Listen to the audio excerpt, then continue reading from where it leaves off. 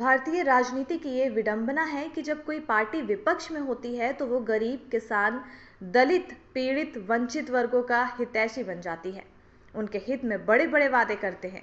विपक्ष रहकर सरकार को किसान और आमजन की विरोधी ठहराने की पूरी कोशिश करती है, लेकिन जब खुद सत्ता में आती है तो उसी लाइन पर चलना शुरू कर देती है जिस पर पुरानी सरकारें चलती आ रही हैं।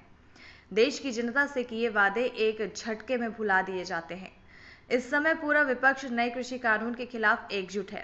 किसानों के आंदोलन को वो खुला समर्थन दे रहे हैं। राहुल गांधी तो किसानों के मुद्दे पर मोदी सरकार के खिलाफ कुछ ज्यादा ही मुखबर हैं।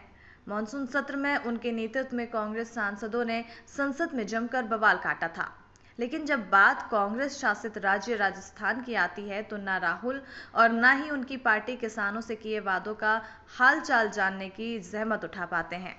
2018 के राजस्थान विधानसभा चुनावों में कांग्रेस ने विपक्ष रहते हुए अपने चुनावी घोषणा पत्र में वादा किया था कि राजस्थान में उसकी सरकार बनी तो वो 10 दिनों के अंदर किसानों का कर्ज माफ कर दिया जाएगा। राहुल गांधी ने तो यहां तक कह दिया था कि यदि कांग्रेस का मुख्यमंत्री किसानों की कर्ज माफी में देरी करेगा तो 10 दिन बाद राज्य में नया कांग्रेस का मुख्यमंत्री होगा जो किसानों के कर्ज माफ करेगा। राजस्थान के किसानों ने कांग्रेस के इस वादे पर भरोसा किया और पार्टी सत्ता में आ गई। अशोक गहलोत मुख्यमंत्री बन गए, लेकिन 10 दिन क्या 3 साल में भी किसी को किसानों का सुध लेने की याद नहीं आई।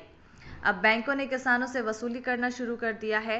बैंक अब इश्तेहार छपवा रहे हैं कि फला फला किसानों पर कर्ज की इतनी इतनी रकम बकाया है, जिसकी वसूली के लिए बैंक उनकी जमीनों की कुर्की करने जा रहा है।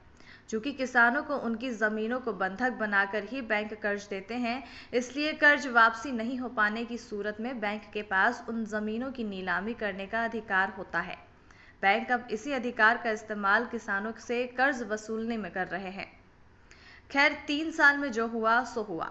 सवाल ये है कि क्या अब भी राहुल गांधी और राजस्थान सरकार को किसानों से किया हुआ अपना वादा याद आएगा? किसान कहते हैं, चुनाव में कांग्रेस ने कर्ज माफी का वादा किया था, हमने उसे वोट भी दिया। कर्ज तो माफ नहीं हुए, बल्कि आए दिन बैंक अधिकारी आते रहते हैं और कर्ज चुकाने के लिए धमका कर जाते हैं। अब तो जमीन भी कुर्क कर ली है और नीलामी के आदेश भी हो गए हैं।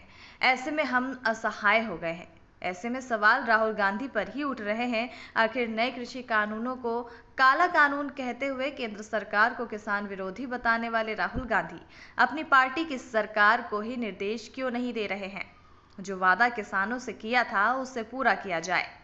नमस्कार, आपको ये वीडियो कैसा लगा हमें कमेंट बॉक्स पर बताइए, और अगर आप ये वीडियो फेसबुक पर देख रहे हैं तो हमारे फेसबुक पेज को फॉलो करिए, और अगर आप ये वीडियो यूट्यूब पर देख रहे हैं तो हमारे चैनल को सब्सक्राइब करिए।